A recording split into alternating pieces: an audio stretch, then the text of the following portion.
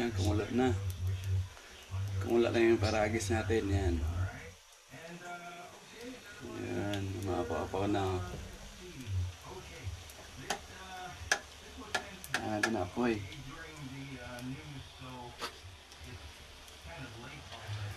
Yan, kulo na.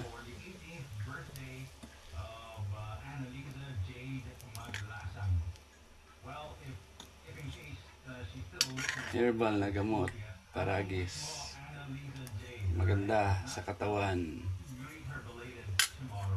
Masarap ang pakiramdam. Yun.